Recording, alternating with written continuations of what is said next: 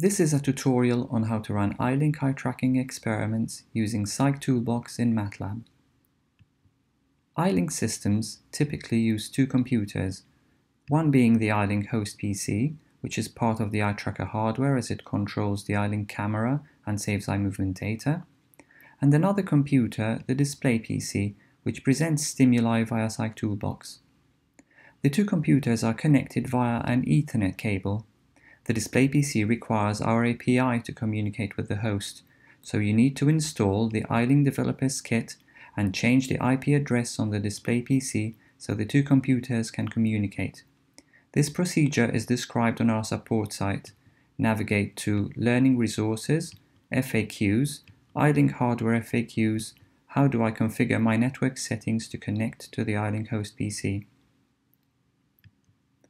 Psychtoolbox contains within it the EyeLink Toolbox, which provides a wrapper for the EyeLink C API, allowing you to interact with the eye tracker during an experiment and do things like establish a connection with the eye tracker via Ethernet, open an EyeLink data file, what we call the EDF file, on the host PC's hard drive and give it a file name, specify some eye tracker settings such as the number of calibration targets, calibrate the eye tracker by presenting calibration targets, record eye movements, mark important events in the EDF file, such as when a stimulus is presented via Psychtoolbox or when the participant presses a key, stop recording, send data viewer integration messages, which make analysis easier if you will be using our data viewer software at the analysis stage, transfer a copy of the EDF file from the host PC to your experiment folder on the display PC.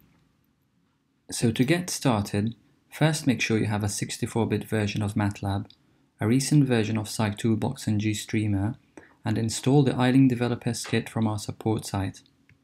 Navigate to this folder and run the setup sr-eyelinktoolbox.m script, which will ensure that you have the latest version of the EyeLink Toolbox installed. The default version of the EyeLink Toolbox that comes with Psychtoolbox may not be the latest version. For more information, visit our Getting Started guide for Psychtoolbox. Our demos can be found in your Psychtoolbox installation directory, Psych Hardware, EyeLink Toolbox, EyeLink Demos, SR Research Demos folder. In this tutorial, I will go through the SimplePicture EyeLink SimplePicture.m demo. It is a simple demo which asks for an EDF file name, lets you calibrate the eyes by presenting targets to the participant,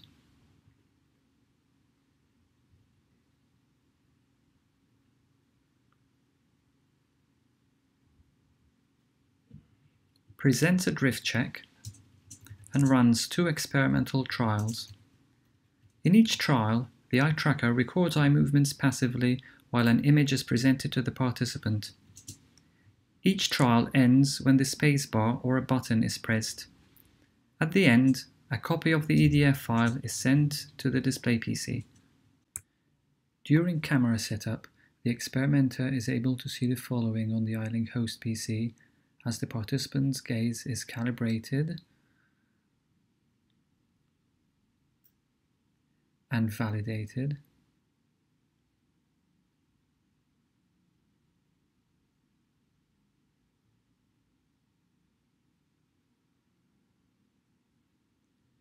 followed by a drift check before each trial. A backdrop image of the stimulus is presented with gaze overlaid on top. Some text is shown at the bottom to help with identifying the trial. When we import an EDF file in Data Viewer, we can see the data file split into two trials. We can play back the trial with gaze position overlaid on top and see the interest area around the stimulus. We can see the messages marking the stimulus onset time, the key press time, and the time when a blank screen is presented at the end. We can also see variables with a different value for each trial, such as the image that was shown in each trial and the key press reaction time. So now let's go through the script. The task will run on the main screen, but you can enter an optional screen number parameter that lets you open the graphics window on a different screen if you have more than one.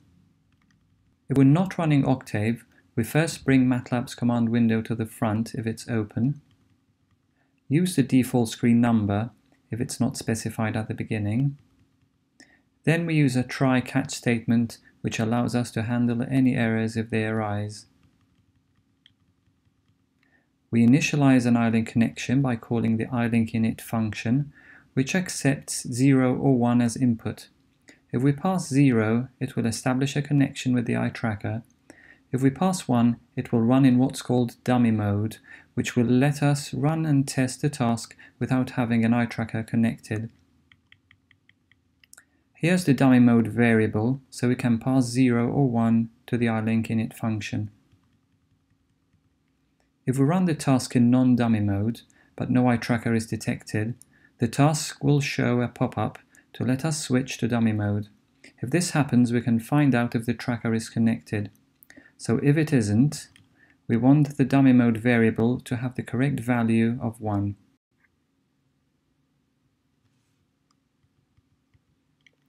This next section lets us open a dialog box so we can enter an experimental session name. This name will be used to open an EDF file on the host PC. We call the input_dlg function so it prompts us to enter a name. If the name field is empty, print an error and abort the task. Otherwise, save the file name to the EDF file variable. Then check that the file name is no longer than 8 characters. Otherwise, print an error and abort. The host PC software has a file name limit of 8 characters.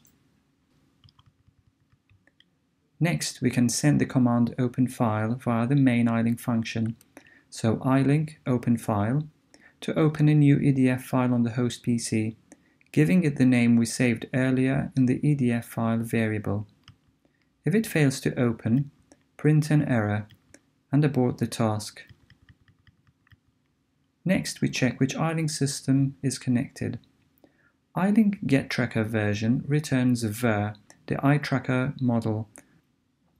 0 is returned if no EyeLink is connected. Version string refers to the software version returned, as shown here. We extract the software version number from version string, which we'll use later on. Then print the EyeLink version in MATLAB's command window. The command add file preamble text will print a line of text at the start of the EDF file to identify the session. This is optional.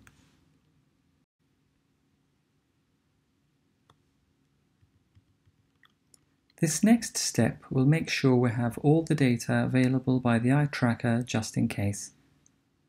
There are 2 main data types, samples and events. Samples depend on the eye tracker speed, so at 1000 Hz, a sample such as gaze X-Y position is measured and saved every millisecond.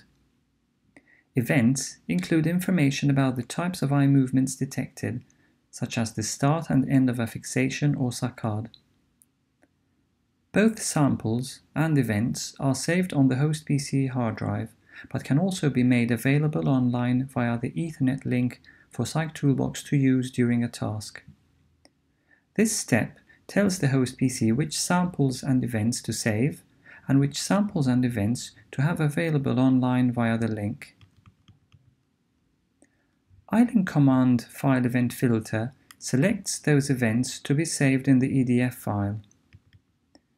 Link event filter selects those events that are to be made available online via the link. We're choosing to have all events here just in case, so events from the left and right eye, fixations, saccades, etc.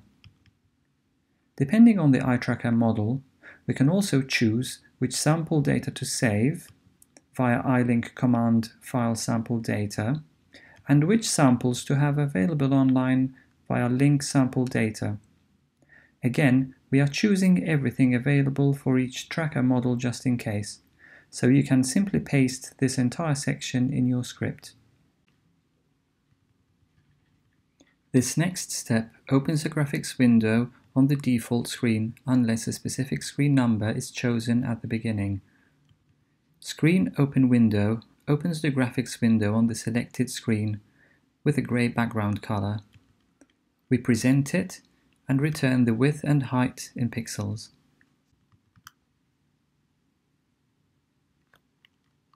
In this next step, we're going to set some calibration preferences and calibrate. First, we run the EyeLink init defaults function, which returns a MATLAB structure EL. It contains some predefined calibration parameters. We can modify some of its fields, such as the default calibration bullseye target, outer and inner size, the calibration background color, gray, and the target color, black. It is important that the background color of your calibration screen is similar to that of your experimental stimuli. Having similar screen luminance levels between the calibration and the rest of the experiment will prevent large luminance-based pupil size changes, which can cause a drift in gaze data. Modifying these two fields of the EL structure lets you use an image file as a calibration target instead of the default bullseye. We can also modify the EL structure to turn the calibration beeps on or off. We must call this EyeLink update defaults function to pass any EL structure changes to the callback function so that the changes above are applied.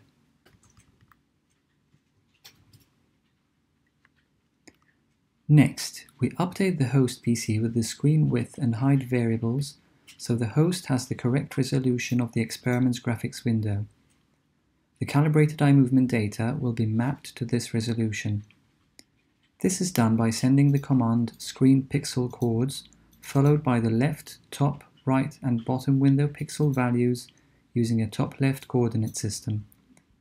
Top leftmost pixel is 0 rather than 1, and the bottom right values are shifted by 1 pixel. For example, if the graphics window is 1920 by 1080 pixels, the values sent would be 0, 0, 1919, 1079. We can send a command to write a string message in the EDF file by using EyeLink message. In this case, we are writing the message display coords followed by the same left, top, right and bottom window pixel values. After data collection, if we choose to open the EDF file in Data Viewer, this message lets Data Viewer know the size of the experiment's graphics window.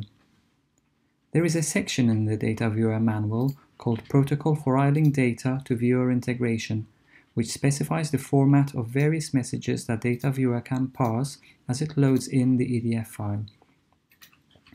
These messages include those for creation of backdrop images when viewing the data, variables, and interest areas. I will go through these other Data Viewer specific messages later on in the script. This command, calibration type, sets the number of calibration dots and their spread.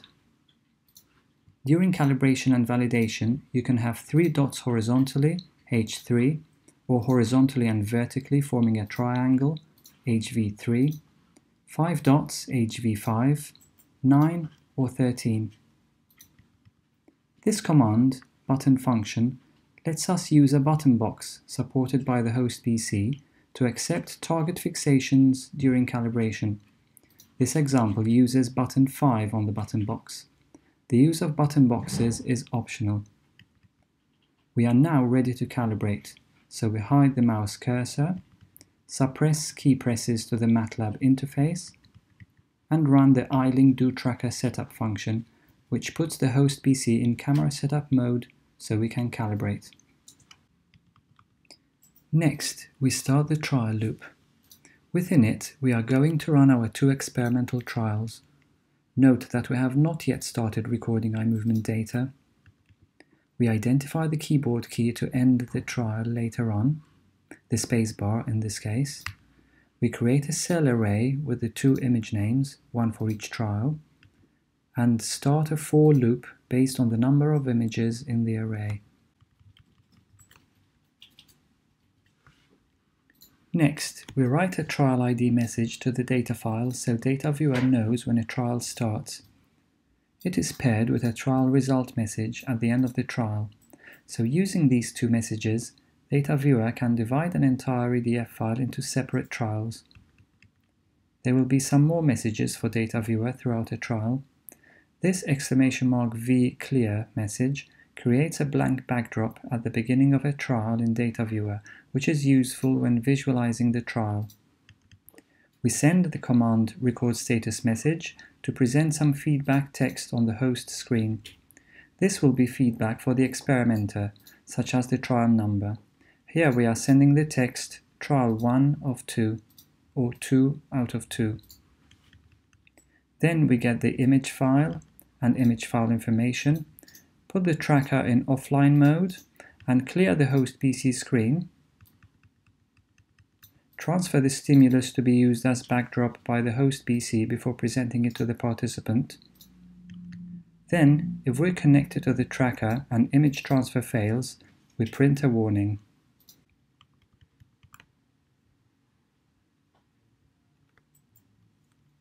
If you cannot send an image, another option is to draw shapes on the host PC screen, representing the location of important regions linked to stimuli, so the experimenter can see the participant's gaze position overlaid on these shapes during recording. Here we are drawing a box around the main stimulus. Before we start recording, we are including an optional drift check or drift correction by running this EyeLink do drift correction function. A drift check presents a target and waits for the participant to fixate it. When the spacebar is pressed, the EyeLink measures the distance or error between the fixation and the target. This is a measure of accuracy. The drift check can fail when the fixation is too far away and the experimenter can press escape to recalibrate. We are now going to put the tracker in idle or offline mode, then send a command to the host PC to start recording. We wait some time for the host to record a few samples.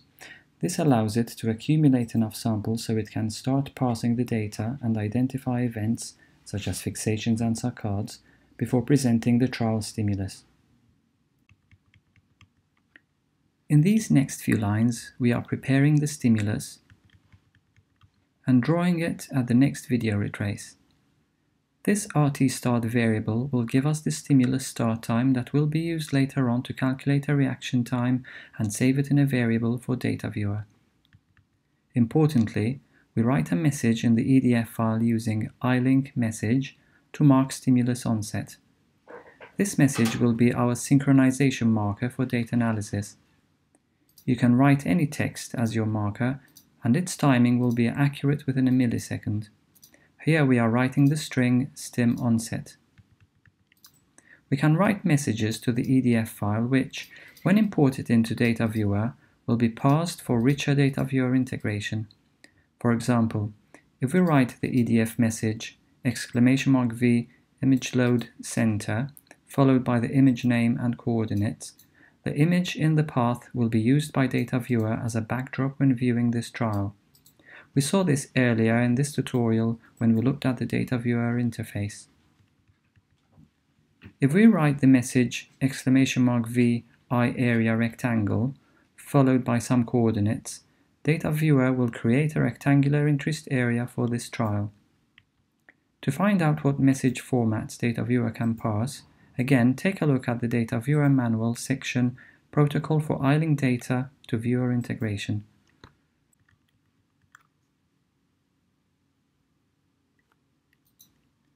Then we start a while loop and check that the tracker is still recording. If for some reason it stops recording, print an error, put the tracker in offline mode, close the EDF file, clear the host PC background image, wait a few milliseconds, use the local function transferFile to transfer a copy of the EDF file to the display PC, and print an error. If there are no errors, however, the task waits for the spacebar or button press to end the trial.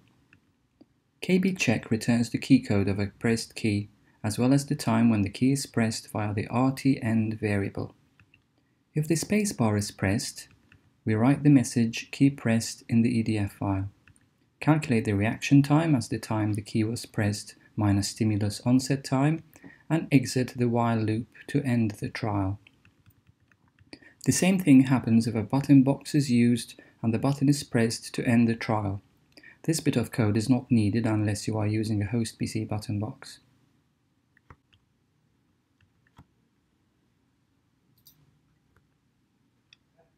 When we exit the while loop, we can get ready to end the trial by doing the following. We show a blank screen, write the message blank screen to mark the stimulus off time. We write an !V clear message so data viewer clears the backdrop at the end of the trial. We wait for 100 milliseconds to catch the last events and stop recording eye movement data. At this point, we can write additional messages which are not time critical. We can write messages which later become variables in data viewer using the message !V trial var followed by the variable name and a value.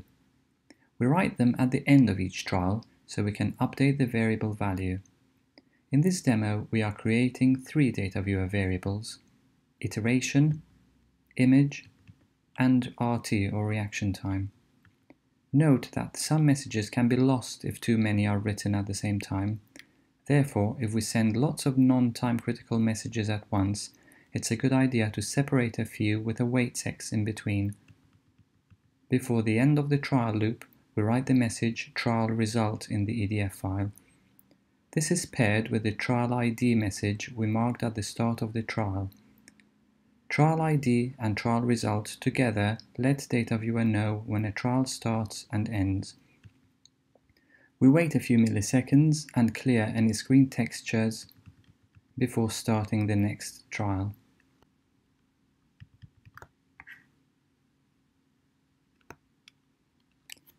When the trial loop ends and all stimuli presented, we get ready to end the task. We put the tracker in offline mode again, clear any overlay graphics that we drew on the host PC screen during the trials, wait a few milliseconds and close the EDF file on the host PC. Then run the local function transferFile, which can be found below. This function transfers a copy of the EDF file to the display PC's experiment folder. And here we reach the end of the try-catch statement, so if any error is detected throughout the experiment, it prints an error in MATLAB's command window, before ending and running the cleanup local function, which closes any graphics windows, closes the EyeLink connection, restores keyboard output to MATLAB, restores the mouse cursor, and brings the command window to the front if we're not using Octave. Now let's go through the other local function we used above, which is transferFile. We used it to transfer the EDF file over to the display PC. It uses a try-catch statement to catch any errors. Then, if we are connected to the tracker, we show a grey background to the participant with the text receiving data file. This prevents the user from accidentally closing the task while the file is being transferred. We print a similar message in MATLAB's command window and include the EDF file name. We retrieve the EDF file from the host PC using EyeLink receive file and output a status value, which is the file size in bytes. A status value bigger than 0 indicates that the file has been transferred successfully. We divide status by 1024 to print the file size in kilobytes. We print the transferred file path in MATLAB's command window, and if we're running in dummy mode, we print the following in the command window instead. If we catch an error, we print it in the command window. And that's the end of this tutorial. I hope you found it useful, and please email us if you have any questions.